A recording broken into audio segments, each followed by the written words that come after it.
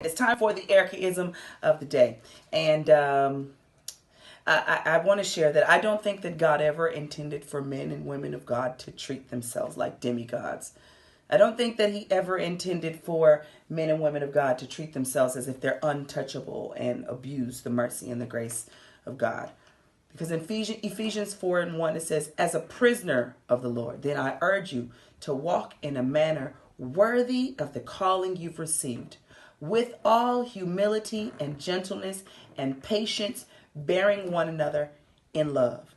I've seen some of the craziest things, some of the craziest videos. I've seen preachers tear people down from the pulpit. I've seen them minimize and diminish people and break people's spirit because maybe they did mess up and they did fall and they did sin, and there was no humility and no love and no restoring in love, as the word tells us.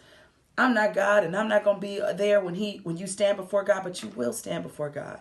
And the word of God tells us that we must walk worthy of this call, that we must be humble and gentle and patient and bearing one another in love. And I just think we need to comb over our lives. I'm not rebuking nobody because I believe in respecting leadership. But I just think at this point, we need to comb over our lives just a little bit more and make sure that we're lining up with what the word of God says. Because if we are going to deliver and save and set free and share the love of Jesus with the dying world, we've got to first be honest with ourselves. Because there are a lot of people that you may win somebody, but you yourself may not be with Jesus because your heart ain't right. It's a heart situation that's happening. And we need to turn our hearts towards God. We need to turn our eyes off of ourselves and remember that no matter how high you may get elevated, that we are still at the feet of Jesus. And we have a responsibility to be kind and to be humble and to be loving.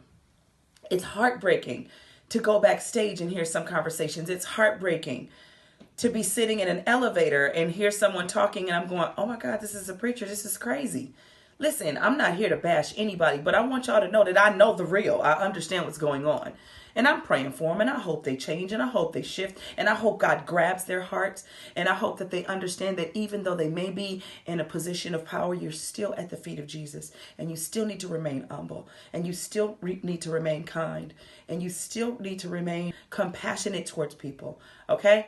I love y'all, and I mean it. I'm not trying to tear nobody's pastor or preacher up, but I just want us to remember that we are held accountable for our actions and we are held to a higher standard. So yes, we must act right. We must be humble and kind and loving, okay? That is my Ericaism for the day, ladies and gentlemen. I love you and I mean it. I promise I love you, I do. But if I didn't love you and I didn't say anything, then that wouldn't be right either, right? All right, guys.